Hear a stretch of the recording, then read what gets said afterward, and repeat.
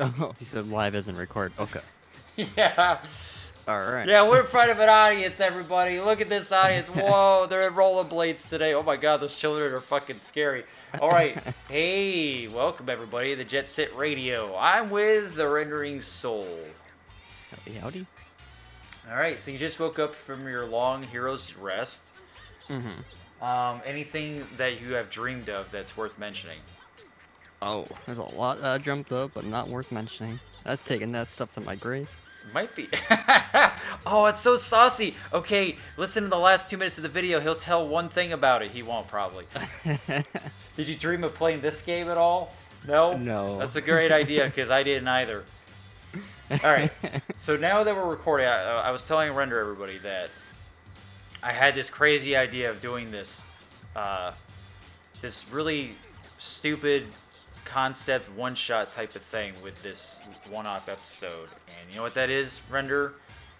You ready to do a one-shot D&D campaign adventure? Oh, let's do it. For 30 minutes where I have to just come up with stuff while I'm playing, and then you know, go along. I'm pretty much the dungeon master and you're the player. So, right. I'm gonna, yeah, see, I told you it was gonna be crazy. I don't know why. I was in the shower today. I was like, yeah, this sounds like a dumb idea. Let's do it. All right. It's like a good idea. All right, so, ladies and gentlemen, I've never done this in Let's Plop or really anything. Actually, I have done this before on a different channel a long time ago. But I didn't think it would come back in this fashion. Okay, so, Render, you played D&D right before? No, I haven't. Never actually got to play. Okay, well, a one-off, I'm going to try to describe this as best I can. A one-off is pretty much, it literally as it sounds, this is the only time you ever played this adventure. You kind of just pick a character and you go type deal. There's really not that much preparing. Alright. I think there's no like pen and paper stuff or tossing the dice. I just pretty much tell you how it goes down and try my best with imagination to make it interesting for you. So like a bedtime story. I like it. Yeah, and you got your little your Pikachu plushie and your loose diarrhea, and you're good to go. You know me so well. Yeah, the dream of things you're gonna take to your grave. All right, now you can pick whatever race you want. Okay. In the Dungeons and Dragons universe, it's the cliche like orcs, humans, half-orcs, elves, dwarves, gnomes, those kinds of races, the basic bitch ones. And while you're doing that, I'll start the game! Alright. Somewhere in Asia, there's a city. Alright, have you thought of it? Oh, I'm supposed to think of a race? Yeah, pick a race, real quick. Yes. Yes. Okay, what is it? Just yes. Your race is yes? No, it's gotta be an actual race. I have no idea. Like orcs, humans, elves, gnomes, dwarves, just pick one. I'll do, is there an assassin? No, that's a class. Oh, shit. Oh, we got your class down, you're an assassin, but what about your race? Pebble. Okay, you can be a... Did I just assassin die? Pebble. Okay, you can be... You did. You can be an element... No, you can be a golem, okay? Alright. Like that cursed game that came out. That was a cursed game? Yeah. Golem. Oh, shoot, I missed out on that. How could I miss out on that? Maybe if I see it, I'll know. I don't know what I'm doing in this game. Okay, doesn't matter what we're doing. We're probably going to be doing the same trick over and over. Okay, so you're a golem, and like an AD&D campaign, you start out in the tavern, all right? This is medieval fantasy. Yeah, you start out in a tavern. It's stormy out. It's in the evening. You're a golem that is in a town that actually accepts you for being a golem. Usually golems are frowned upon because they're terrified and they're... Oh, no. For some reason, you're in a tavern wanting to drink some ale, but as a golem, you can't really do that. But you're gonna do it anyway. You're a golem. It's raining, and it's drinking some ale. Yeah, as a golem, a rock fucking creature. And you're an assassin. You're a golem assassin. Somehow, none of these things actually come well together at all, but you make it happen. All right. So, yeah, you're in the tavern. Everything's... Oh, I'm supposed to follow what this chick does.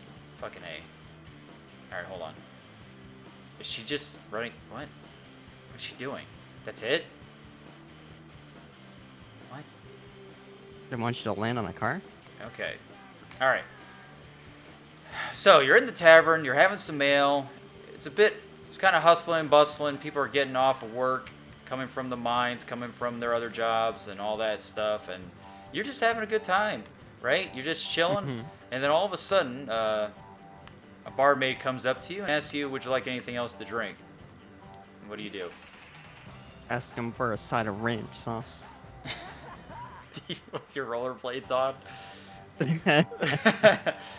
Okay, so the bar wench tells you, ranch sauce for your ale? That's weird. Are you sure you want that? It's gonna cost extra. Tell them it's not for the ranch. Or it's not for the ale. Oh no. Okay. So the bar wench gives you a weird look, and she says she'll be right back. And she walks away kind of like she has a shiver down her spine from what you said. But she does it anyway. All right, so while it's gonna take her a little bit to do that because they don't really serve ranch. she's leaving the building to go find ranch to give it to you. We sent her on a whole quest to find ranch. It might be a while to see her, but in the meantime, like you're just chilling. You know, you're listening to the band play the music, listening to a bard sing your favorite tune, which I don't know what Golems would sing, but something rocky and chippy. But you notice somebody is watching you in the corner on the other side. Uh-oh. And it's just it's a figure. You don't know what kind of figure it is. You can't make it out. He knows what you are because you're a fucking golem. It's not hard to make out what you are. But you notice as soon as you sat down and have your drink that he's been watching you.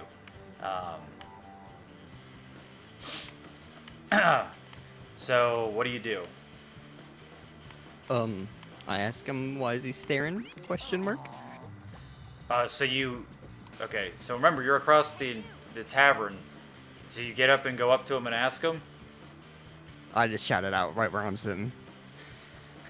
With authority. Okay. Alright, so you shout. Everybody stops what they're doing and hears this. And you were saying, like, what are you staring at? Right? Yes. Okay. So as you're saying that, everybody stops what they're doing, even the band, even the bartender, and nobody knows what you're talking about. They think you're crazy because you're just saying, "What are you looking at?" And that kind of implies to really everybody because you're just kind of just shouting it.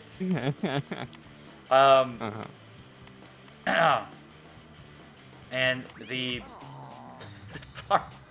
barkeep asks you, "Hey, rock man over there, what are you shouting about? It's scaring away the customers." What do you do? I tell him, this man's been staring at me since I came down and started enjoying my ale. He's making it taste like pee. So I wanted to get down to the story and why he's staring. Okay, I'm assuming you're pointing at the guy then that's staring at you the best you can. Yeah. Okay.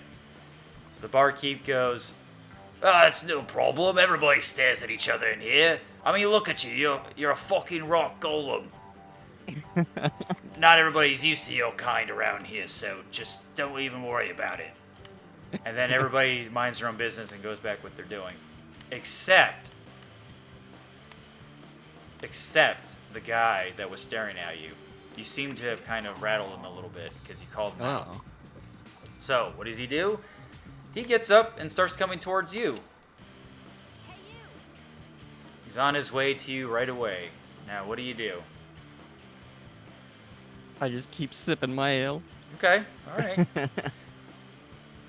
So, he eventually makes his way towards you. He sits down on the table across from you. Or at the same table, but, on the other side. And the first thing he says to you is, "I know why you're here. I know why you've come." All right. And hold on, hold on. This is kind of hard for me. It's all good. "You've come to this town seeking an audience with the king. and I'm the only person that knows how to get that audience. With this letter of this invitation to go see him.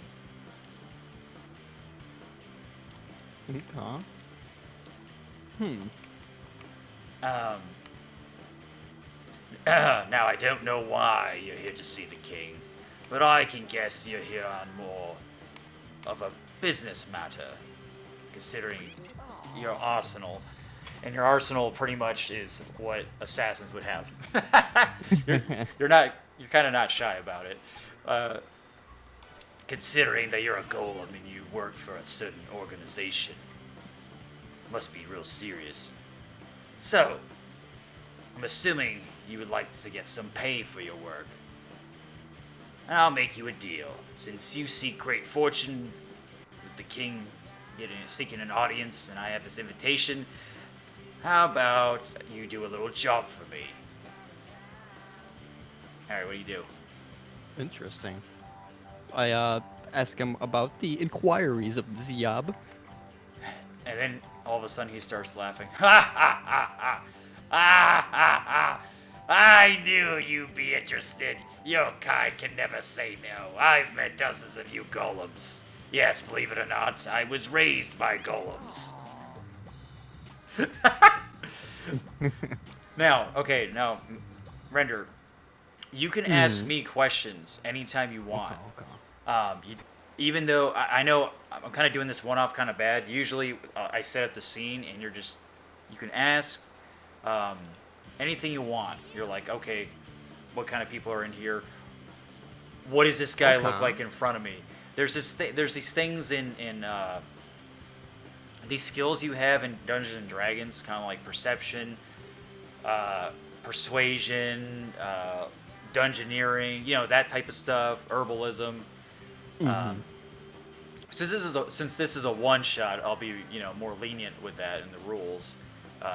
Anyway, I just thought I'd mention that. You can ask any question to me as the DM, and I'll try to answer it. Okay. All right. Anyway, so he's laughing, and he's saying he was from a village Raised by golems. and okay, let me finish that conversation. I don't know what to do in this game. I'm supposed to copy this. All right, and he just keeps laughing, and you're getting a weird feeling that this guy's kind of crazy, and he might be crazy enough to be telling the truth, and that kind of settles within you, and you're kind of inclined to agree. Now, you can also do this other thing called we'll call it bullshit checks. They're called bluff checks, to see if they're telling the truth or not, and you have to toss a dice and all that. So, yeah, any type of thing like that you can do as well. Okay. So anyway, sorry, I didn't mean to just laugh out of nowhere. I just find it just kind of amusing that a person of your stature would be interested in such a possibly could be the most dangerous job of all. But golems like danger. That's the thing. They like it. All right. So you would like to know the job, yes? All right. Is it possible to do a bullshit check on him right here, right now, kind of thing? Yeah. Okay. And if we find out that he is bullshitting, we slam the mug down and tell him that we'll kill him with our ale cup. All right. If he's bullshitting. Okay. So you do the bullshit check. Like I said before, he's just there's something about his demeanor and the way he's looking at you with just wide eyes and teeth, grinning teeth. Kind of got this nervous twitch about him. But for some reason, that demeanor, you believe it. Something about it where it's just crazy enough to be telling the truth, and you're kind of out of options anyway. I only say that because earlier in the day you were asking around for an audience with the king and how to do it, and nobody was helping you for some reason. Probably because you're a golem. Even though I said this town accepts you, but some people still don't. But yeah, you're inclined to agree with that he's telling the truth. All right. It's making more sense now. Yeah. Okay. So, all right. So you want So, would you like to hear the job or not? I nod as I take the last sip of my ale in my cup. All right. So, this ought to be a good one. Your job is to kill my brother. Is he the king? I ask. No, no, it would be foolish to do that. Although I do like your energy. That was quite good. No, this is my brother, who's also in the tavern as we speak. Now, the reason why I want him dead, well, let's just say he had an affair with my wife. Oh, no. And you know how that goes. Well, I don't know if golems get married or not. That's not important. But that's the job. You kill my brother, because I know what work you're into. Okay. So, assassinate my brother for a royal audience with the king. What do you say? This is where we ask him, where is he at in the bar, or in the tavern exactly, and his style of clothing. Okay, so you can, you can ask him. Like, verbatim, ask him. Okay. Like, pretend you're talking to him right now. Where exactly is he at in the tavern, and what direction is he facing, along with the clothes that he's wearing? Whoa, easy now. Don't get too excited, Mr. Golem Man. Alright, I understand. We're all excited. I'd be excited to meet the king myself. Alright. My brother is that man over there. And he points. He points to the bartender. That's his brother. And you notice and you've seen the bartender. You recognize him. You're looking more carefully at him. Before, even though you had that conversation where he's told you to pipe down, you didn't really care to notice his features, but seeing that you didn't try to observe the man in front of you, you notice that they're both dragonborn. Both kind of, oh, shit. Yeah, dragon race people. So, in case it wasn't painfully obvious, we're dragonborn. And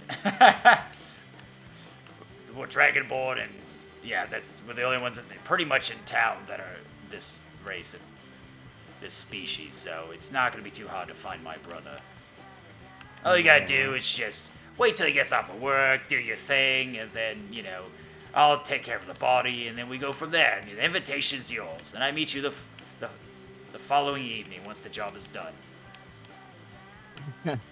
So in other words, you have until tomorrow night to do the job. Alright.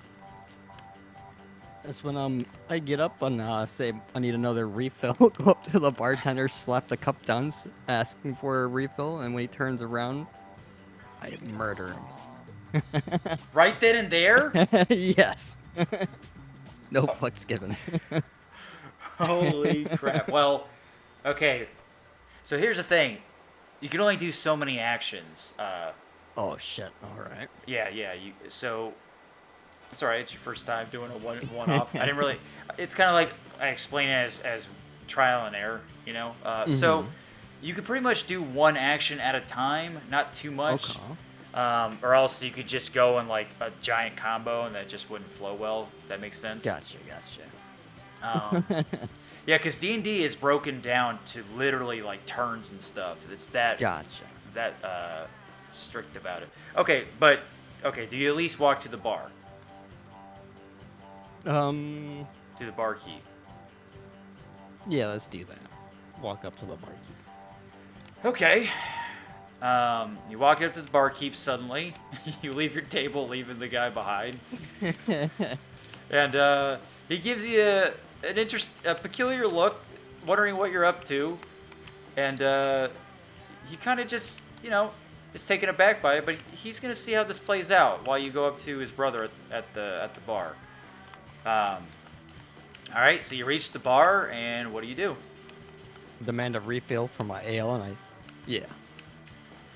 Ah, a thirsty golem. That's a first. I didn't know your kind could drink. Ha ha ha. All right. Since I'm so amused, this one's on the house. And he hands you a pint of ale. Oh.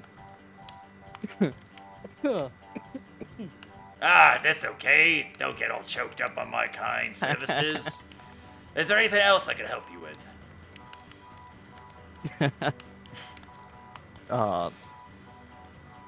Finish the ale in front of him and slap the cup down, asking for another.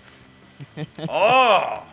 Alright, well, yeah, okay, so the good thing about golems is, I mean, golems don't really eat, drink, or sleep, but this is it's just kind of amusing, so this is why he gave you the ale. But you drink it anyway, who cares? Somehow it makes it inside of your rock body. Ah, wow, impressive. Golems don't get drunk. Oh, I'm surprised. Alright, so here's another. This one's also on the house.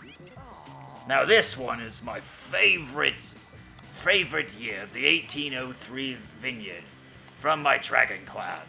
I call it Fire Breath.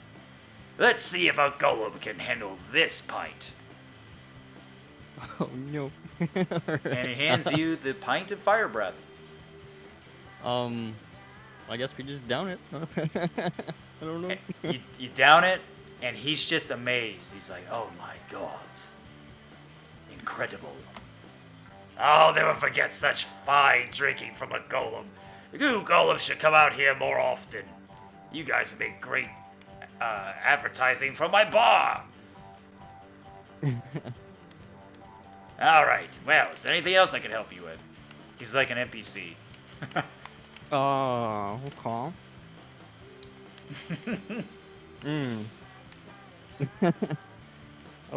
I guess, we just wait for the night and then get him off shipped. Hoping that he would. Okay. So we murder him at the bar. Alright, well, if you need anything, I'll be serving drinks, so don't be shy. Alright. And he just goes back to doing what he's doing. Alright, so you're waiting the whole 9 yards, right? Till he gets off of work. Okay. So, it's coming to closing hours. Believe it or not, it closes at a certain time. You don't get tired, of course, because you don't sleep. But, you know better as an assassin to, well, he pretty much kicks you out. He's like, I'm closing up the bar, so if you could leave. And, Right. yeah, so, alright. So you know the bar's closing, and you know he's going to be leaving soon. And you're outside now. It's still raining out. Still nice and dark. How many people running back to their, their homes and stuff from the bar because they're also getting kicked out.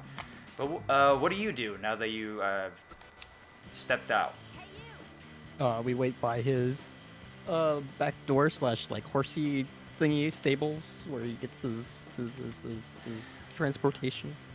All right, Something around so that you're going to area. try to hide. Yeah. All right, so remember, you're a golem, so this might not be as easy as you think. All right, so you're gonna try to find a place to hide on the behind the building, right? What if we remove our clothing and then we just pretend to be a big old rock right next to Okay. All right. Yeah. So you think of this glorious plan, and yeah, okay. Do you put your clothes in a hiding place so nobody finds it? Yeah. Okay. No, on a barrel. Okay. All right. So you see, you look for a barrel. You find one. Luckily, there was only one. You find it. You put your clothes in the barrel, and then you try to find a conspicuous spot. Now, considering you're in town, you're a pretty big rock dude. It's gonna be kind of hard to do that. But seeing that you're an assassin, you try to make it work as best you can. You somehow find a not so conspicuous spot where the shadows are looming overhead on you from the moonlight, so you kind of blend in the darkness, like near. I can't even. This is just ridiculous already. Oh God. Okay, but you're thinking it's a good spot wherever you're at. You're kind of like near the dumpster or something. You're just trying to be as quiet as possible, and you're pretending to be a big rock. Mm-hmm. And you pray that this is good enough. All right. Is that what you do, though? Yeah. All right. So you wait there. Maybe like... He still takes a while to get out because he's still closing up shop, cleaning everything. So you wait about... Oh, I haven't completed this mission yet. You wait about 30 minutes, and he finally comes out. And they're still pretending to be a rock, as a dead rock or a non-movable rock, as best you could be. Mm-hmm. And by golly, Miss Molly, he doesn't notice you because you're not moving, out of sight, out of mind, and it's dark out. You hit in a nice shadowy place. As an assassin, you know better. As a golem assassin, you know better. Oh, I'm supposed to spray paint that stuff. Okay. But you do notice there's a pep in his step. Because you notice as soon as he leaves and goes the direction you assume, which is his home, you notice somebody else is following him. Okay. And you see them. It's kind of like, you see them. You see the man walk. Bartender's going home, you think. And then the other guy's chasing him. You don't know who he is because it's too dark to tell. What do you do? I guess we just observe and follow and see what happens. Okay. Do you take your equipment with you or do you leave it? We just leave it. Okay. All right. How would you like to follow him? Just simple, just trail behind him, keep your distance, or I don't know. You can use your imagination on this if you want. Roll into a ball and slowly move as he moves. Okay. All right. That sounds fantastic. Okay. Now, if you weren't an assassin golem, they would have heard you right away. But considering that the fact that you're an assassin and you're crumbling rock is amazing. How they can't hear you, but you're very careful. You trail behind them. You're keeping like, let's just say 2 car lanes behind him. That type of distance. Okay. I think. Yeah, that should work. All right. And you follow them. You notice nobody else is on the streets. All right, hold on. What does it want me to do? Oh, okay. Sorry. No, you're good. And you do this flip, and it says clear. You did it. You rolled your way to safety. Okay. You follow them. And all of a sudden, the bartender stops in his tracks. The pursuer stops in his tracks. You stop in your tracks, but you know better to stay hidden. You're like not off. You're off the road. For some reason, the pursuer was not off the road. He was just literally just trailing behind him, not too far away. You notice it's kind of an amateur move because this is what you do, and you just know this guy is not good at whatever he's trying to do. So anyway, the barkeep stops in his tracks, turns around, and he confronts the shadowy figure. And he says, "I know why you've come. Might as well get it over with." And you have no idea what he's talking about. But then the pursuer he's wearing a hooded cloak, you notice. He takes it off. And you notice he looks to be of some royal caliber. Maybe... I'm just some royal emissary or something. Like, you just get this idea this guy is kind of upper class, maybe works even for the king of some kind. Okay. He's got some bling on, and you can just notice it out in the moonlight pretty easily. The shimmering gold. Yeah, exactly. But he still has his robe. He just took his hood off. You just notice his shimmering ornaments on his head, I guess. But you don't know if he's human or not. You just notice the bling. And from your experience, yeah, you just know it's royalty stuff. All right, and then the emissary goes, "You were supposed to be with the king this afternoon, performing a job, and you weren't there. Rejecting the king's invitation is a crime in these parts. One such crime could be considered treason, put to death.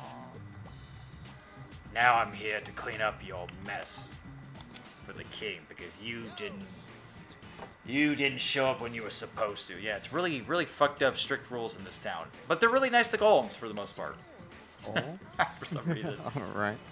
So, as soon as he says that, he charges the barkeep, the Dragonborn barkeep.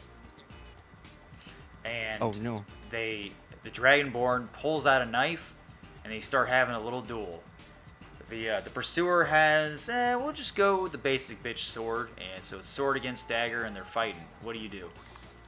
I whip a pebble at their blades. At their blades? Like, directly Yes. hitting the blades? Yes. Okay. Is this from your own body, this pebble? It could be, yeah. Yep. Okay, so, alright. Without realizing, you were caught in the moment, you realize pulling a pebble from your body is pulling a foot-sized rock. Holy shit. And you take aim, you focus, you use the training you got in the Assassin's Guild, and you chuck two foot-long, not foot-long, but like bowling ball-sized rocks, we'll say that. Oh shit. Because that's, yeah, I guess a foot width apart. Whatever. Yeah, it's bowling balls. That's where you're throwing, that type of size. And you don't hit him as accurate as you were hoping. You hit one, and you hit the barkeep in the foot.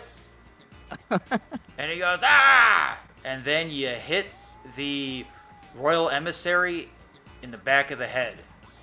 Oh shit. And he's just knocked out, just face down in the dirt. And as the panic is going on, you notice the commotion was loud enough to start causing a stir inside the houses nearby, and they start turning on their lights. What do you do? Pretend I'm a pebble in the middle of the road. Okay. As that's happening, the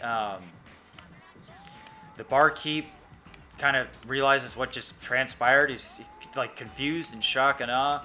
His foot's really hurting, and he realized that the emissary has blood coming out of his head. His head was cracked open, and he hobbles away to his original destination.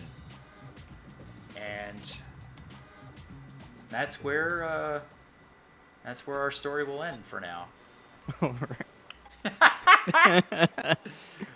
All right. Are you sure you want to quit? Wow, time went by pretty quick on that. All right, so everybody, that was Jet Set Radio. Wasn't that great? One-shot Jet Set Radio. All right, so Render, what'd you think of the one-shot? Not bad? It's interesting. It's got the D&D rules. I never played it, so like, I'm kind of glad you took me on this journey. I never thought those things would transpire like that, but yeah. So that's pretty much the whole point. Just real quick, a dungeon master will have, usually without doing one shots, they will have a whole adventure plan for the party members, which makes sense. Oh, okay. And they will have certain outcomes or certain scenarios for you to complete the quest, and think of different ways of like, okay, if they decided to do it this way, how would this work and that. But you can only do so much. You don't want to be so meta about it, where you're like, well, if they think this and this is going to happen. You kind of have to, like I was doing with the one shot. That was all imagination, but a DM will eventually have to fill in some of the blanks because whatever path you have set out for the adventurers to do this quest of some kind, it never goes the way you plan it. Oh yeah. It's like one of those things. You have a beginning and end, but you never. The journey is always the most random thing. So anyway, yeah, even the DM in a planned journey has to improvise. But one shots, it's just constant improvising. Anyway, so we didn't give your your Golem a name. We forgot to give Oh. Golem Assassin a name. Golem. Yeah. Call him Rocky. Call him Rocky. Rocky the Assassin. Okay. All right. So, folks, if we do another one-off, maybe we'll continue this D&D adventure, this one-off with Rocky the Golem Assassin. He's the best of both worlds. He's cold to the touch, but he's got warm ale inside. Warm ale heart. All right, Renders. So, anyway, folks, that's going to be it. That was Jet Set Radio. Hope you enjoyed. Who cares about this game? It sucks. Just kidding. Bye-bye. Boy.